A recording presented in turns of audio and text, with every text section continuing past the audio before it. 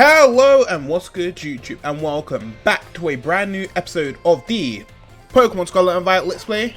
And once again joined here today with the one and only Blackago, also known as BP. And today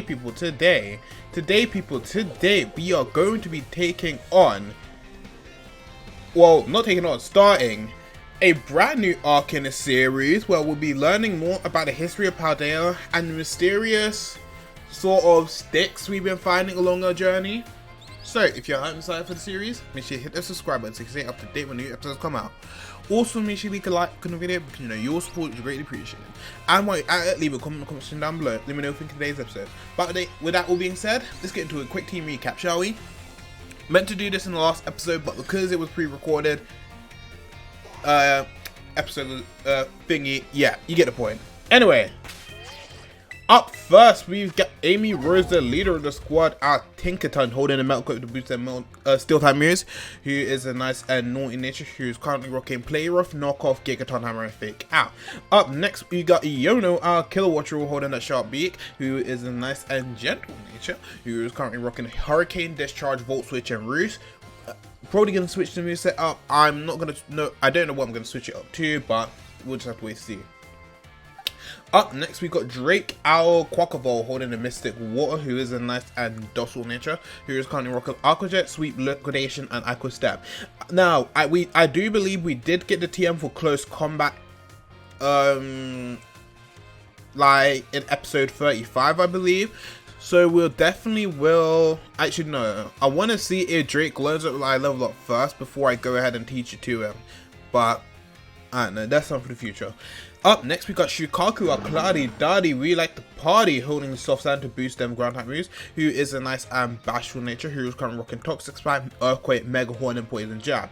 Up next, we got Ice Godzilla, our Nevermelt Ice holding Arctobac, who is a nice and docile nature, who is currently rocking Ice Beam, Crunch, Ice Fang, and Dragon Claw. He's only one level away from evolving, I believe, so well, he's not going to evolve in this episode, but maybe in the next episode, who knows. And then lastly, we got Ghost Rider and Cerulean, who is a nice and quiet nature, who is currently rocking Bitter Blade, Shadow Claw, Shadow Dance, and Night Slash. That being said, let's get into today's episode, shall we? Now, if you haven't seen the last episode, I suggest you go and check it out. But as a quick summary before we get into this, all we really did was make our way back from the the fighting team star base all the way back to Mesogoza, and we even battled Clive at the end of the episode. And Clive finally revealed his true identity, so I wonder if it could be. Spoiler. If you haven't seen it, go and check it out. But anyway, let's get into this episode, shall we? But I know last week I mentioned that this week or next week the series would be ending. But that was assuming I stuck to like uploading the episode every single day. But anyway, greeting my fellow students. Whatever you did yesterday is now part of history. I was hoping to continue unraveling the marvels that history has presented us today. However, I imagine your ability to concentrate has been particularly derailed by my midterm. I suppose changing things up for fun and variety may be a good idea every now and then. So allow me to tell you an old fairy tale that has been passed down in Paldea for generations. Once upon a time, there was a king who was very much enjoyed collecting treasures. He was particularly fond of treasures from other countries. One day, a merchant from the east heard rumors of this king and came to meet him. The merchant laid out 4 treasures in front of the treasure-loving king. The 4 treasures were as follows: a vessel, a sword, a set of tablets, and a set of beads. Such rarities before him, the king leaped for joy. He showered the merchant with gold coins and claimed all 4 treasures for himself. Perfect timing to make eye contact, young Blacko. Answer me this. I said that one of the treasures was a set of tablets. What do you think these tablets were? Honestly, wouldn't imply, because why would it be the other 2? They wouldn't have existed in that time. Correct! Your daily pursuit of knowledge serves you well. These particular tablets were written and used as writing mediums in East Ancient times. As you may know, they fell out with popular use as paper became more universally available. For the king to consider these paper substitute treasures, they must have been superb quality. That, or perhaps they had some amazingly profound teachings on them. So the king obtained these 4 treasures, and on that very night, it said that a terrible disaster rained down upon his castle, reducing it rubble by that. Oh, whatever. Oh, is that the time already? I wasn't done with my story, but alas. So to end today's lesson. If you're interested to know how the story ends, you may come see me outside class hours. Hey, I kind of want to know more about them. So, where is our girl raifort? She might be in the library. Oh, there she is.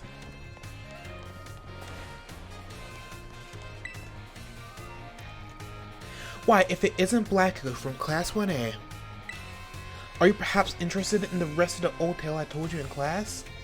Yeah. Tell me more about it.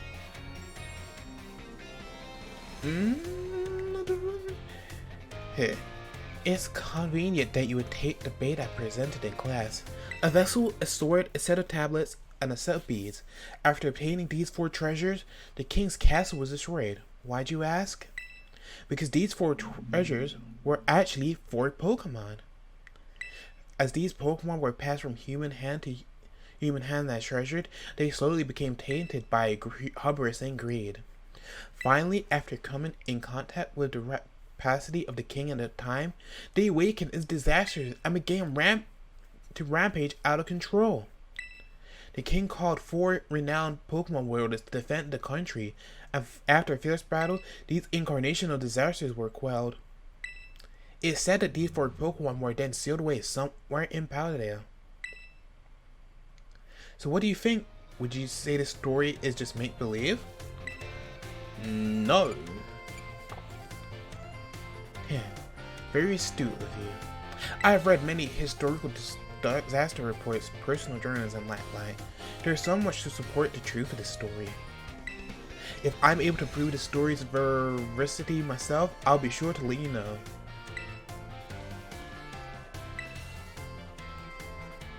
Anyway, we've got more. Anything else? I'm still investigating the old fairy tale. You must wait for further reports from me. Alright. Keep us updated. Keep us updated! And while we wait, I guess we'll just do the rest of history.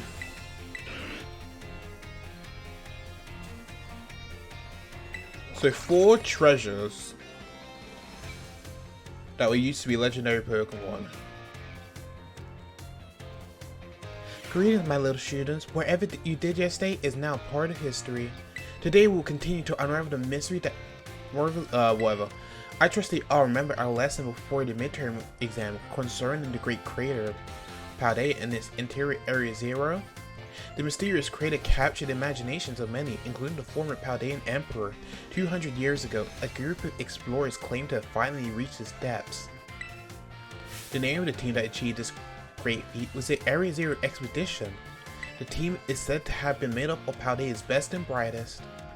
Skilled battlers, brilliant researchers, talented individuals of all kinds. Among the list of team members was the name of a man who was an author and brilliant natural historian, Heath. After returning from the expedition to Area Zero, he used his literary talent to record the events of the expedition and publish them. Ah, perfect time to make eye contact, young Blacko. Let's see if you're paying attention. What was the name of the team that first made it to the deepest reaches of the Great Crater? The Area Zero Expedition. Hey, shout out to the Survey Corps in PLA.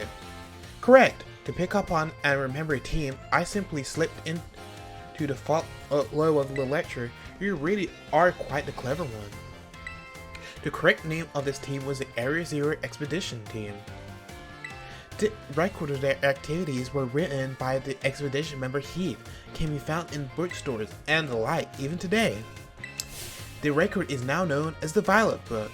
At the time, the entire region of Paldea was absolutely buzzing about the Area Zero. The Violet Book was so popular that practically everyone had a copy. However, the book itself was full of fantastical descriptions and illustration of things that could never be thought as real. The massive began to call Heath a liar. Even the truth of the expedition making it to the bottom of the crater was called into question.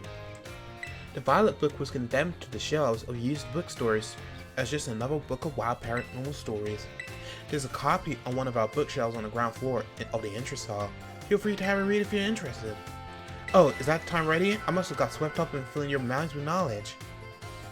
That ends today's lessons. We'll learn more of history's enigmas together next time. Let's go ahead and check the Violet books out, because I don't believe we did back when we were first in these libraries, which is in what episode? Would have been 3, I think? It was yeah, it was episode 3. I don't want to talk to you. I want to read book. There we go. Which section do you want to read? Ooh, we got quite a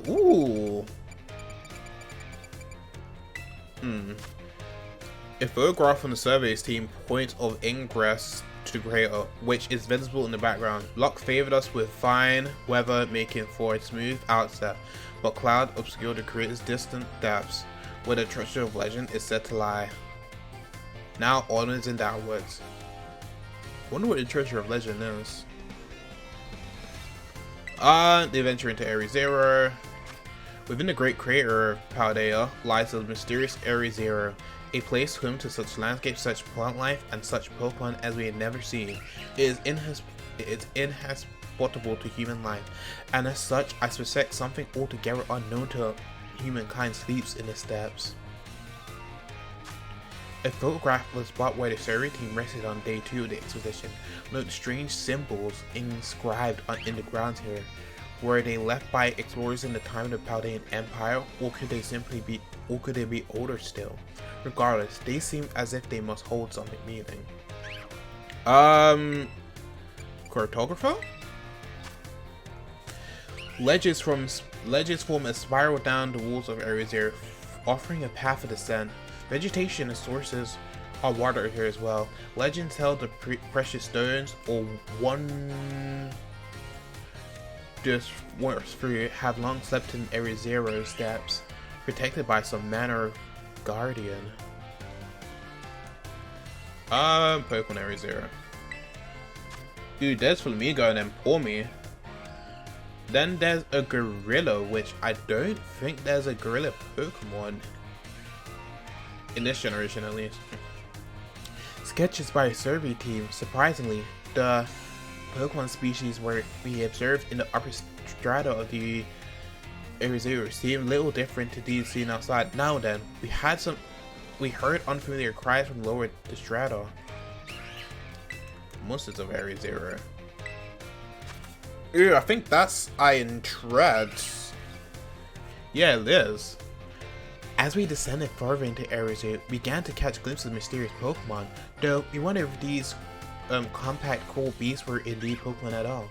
One of our team suffered a brutal blow from such a beast and was mortally wounded, forcing us to retreat for a time. A member of the survey team captured this photograph by chance. I noticed as passing resemblance to the Pokemon known as Donphan, yet different such as texture and the way it moves suggests it's biologically separate. It says nothing. To say nothing of its treads of iron. Wow, we've got a lot of Hermisticos.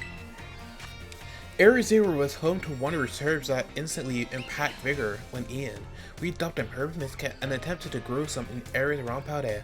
However, before we could harvest, the poke herbs were eaten by Pokemon, which in turn grew large and stronger. We call these Titan Pokemon. Mysterious plates. During our descent into Area Zero, we came across a buried metal plate inscribed with a strange symbol. We attempted to shave off a piece of the plate, but it failed to leave even a scratch. Even determining the nature of the metal seems beyond modern science. We know not why the inscription was made, let alone how.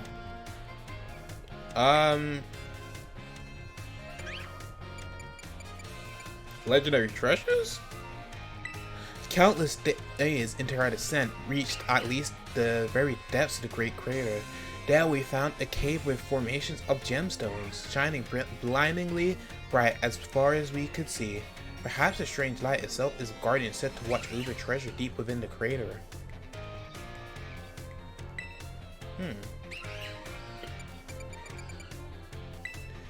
Ooh, that looks like some Virizion, Terrakion, Cobalion fusion kind of thing. A drawing of a fantastical Pokemon as envisioned by our sketch artist, and compactness and cruelty of the strange Pokemon that dwell in Area Zero. What we reached tickled the artist's imagination, prompted the sketch of what other species that inhabit these depths might look like.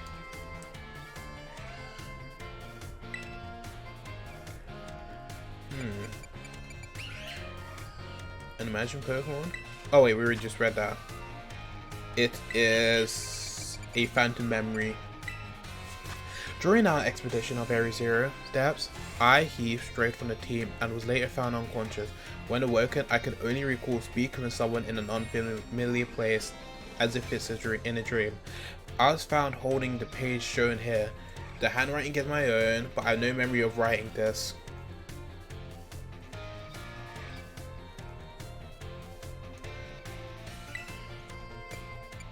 Our general sponsor. The author Heath, pictured with the director of the academy, the academy's generous funding, blah, blah, blah, blah, blah. It just basically seems like a credit kind of thing. About the author. Heath authored a Violet book shown here with his partner Cyclizar, a natural historian as well as a writer. He was chosen for the Area Zero expedition and penned this account upon returning from the Great Crater of Paldea. Cyclizar aided the expedition as well by bearing the team's luggage and equipment.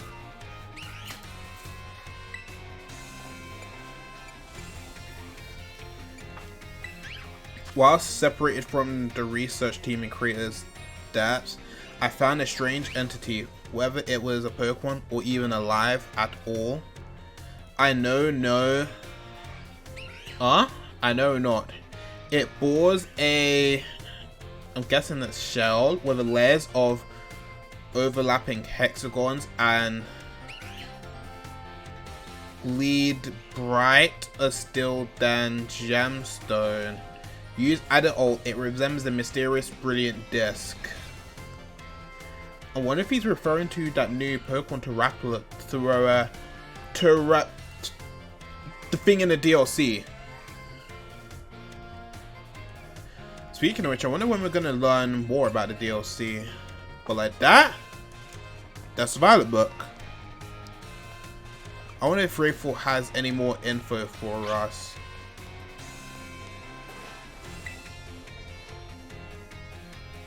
No. I guess we just have to do more history classes with that.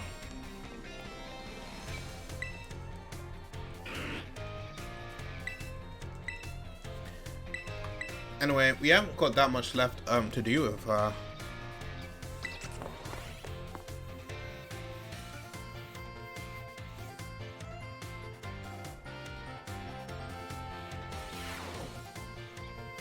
Greetings, my little students. Whatever you did yesterday is now part of history.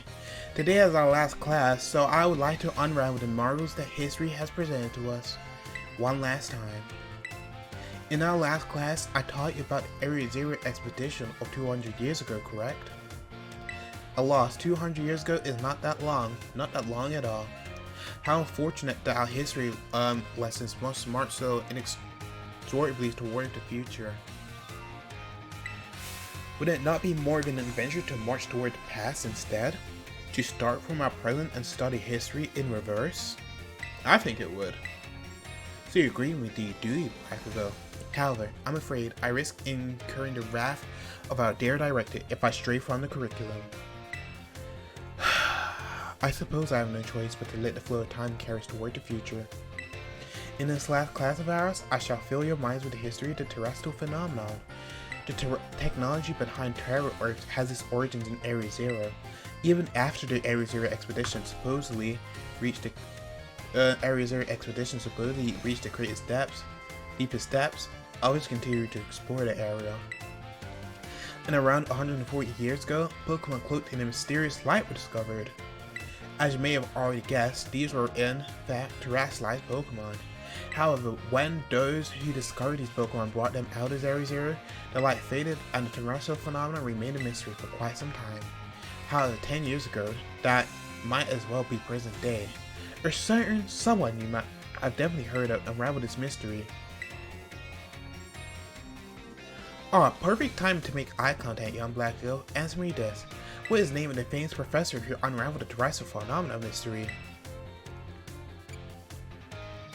Professor Clavel? I mean, it's obvious who it is, but... I mean, I did mention, I think in one of the earlier episodes, that Clavel does give off the sort of like professor type vibe kind of thing. Correct. To think that you, a new transfer to our academy, could correctly answer this question, you must be very diligent in your studies. Approximately 10 years ago, a professor named Turo unraveled the mystery of the terrestrial phenomenon. He discovered that the shining crystals down in Area Zero, or rather, the energy they emit, is what causes Pokemon to terrestrialize. This led to the professor to invent the Terror Orb technology and to develop a practical use for it. This technology was then shared with both the Academy, Pokemon League, and our Academy.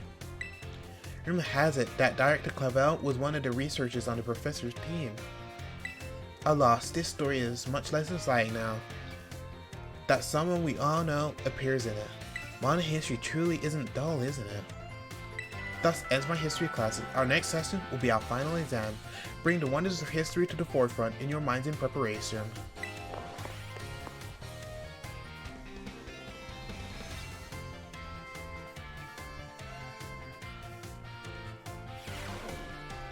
Let's go ahead and do the final exam since we're right here anyway.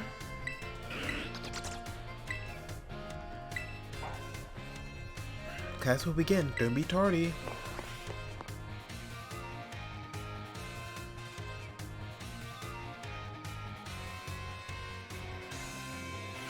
Greeting, my little students. It is time for our final examination. Summon your historical knowledge from the dark recesses of your mind and answer the questions. What is the area within the Great Career Paldea called? Area Zero. The academy was found off. Flip, I don't remember. Was it 805? Which of these four did not appear in the Paldean fairy tale about four treasures? A folding fan. Which Area Zero expedition wrote the record of the team's activities? It was Heath. How many years ago did Professor Tiro invent the Terror Orbs? 10. Alright, so even if we got that one question wrong, it doesn't matter since I'm pretty sure we got the others right, which guaranteed that we do pass the class.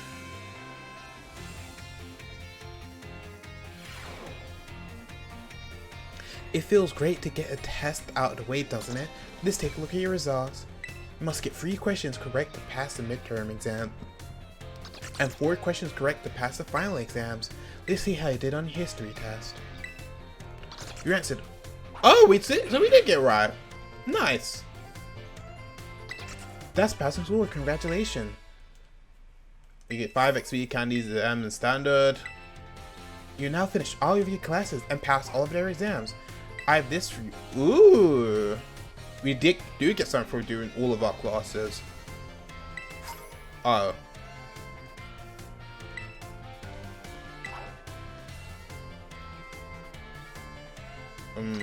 Alright. I was expecting a little more, but I guess. I'll take XBL candies. Anyway, let's talk to Raifort now. Blacko, the time has come. The cursed treasure, the 4 Pokemon of Ruin. They exist! And I stumbled upon the truth in the newspaper of all places, in an interview piece with a carpenter no less. The Pokemon wielders apparently use sacred stakes to seal these treasures of ruin in shrines. There is a separate shrine for each foraged Pokemon, and 8 stakes driven into the ground in the area surrounding each shrine to keep the power of the ruin at bay. Ew. In other words, if all 4 of the stakes are given the shrine were to be removed, it would release the Pokemon held inside. Don't you think it would be nice for these Pokemon to free those Pokemon from the confines of their tiny little shrines, Blacko? I mean, yeah. Huh. A kind soul, I see. You are proving truly useful. According to a descendant of the Pokemon wielders in the story, you must have a bond with Pokemon in order to remove the stakes. I'm sure someone as Pokemon as savvy as you would have no trouble finding it out. Well, you can choose for yourself whether to believe me or not, but I will mark the location of these shrines on your map. I'd rather go myself, of course, but skipping out on my classes to go adventuring seems to have made the director a little suspicious of me. Heh, you can't think of it was part of your treasure hunt. Treasure or women are still treasures after all. I hope you still investigating those shrines if you are at all inclined to do so.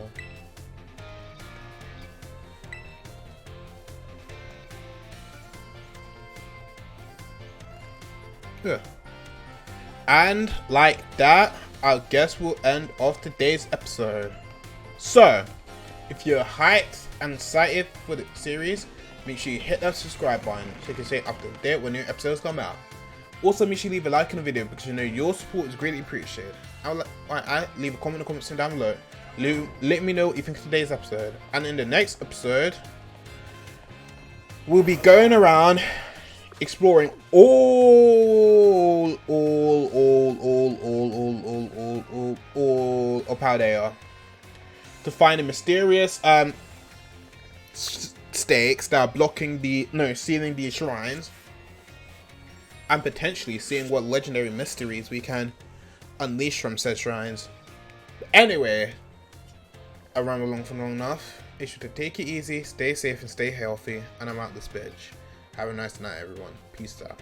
Bye. We stuck up in the Stone Age. Gotta find a way to get back to the old days. Winter time, make some ramen through the cold phase. Anything to get back to them always. Always. We stuck up in the Stone Age. Stone Age. Get back to them old days. Old days. Make it through the cold phase. Cold phase. Back to them always. Always.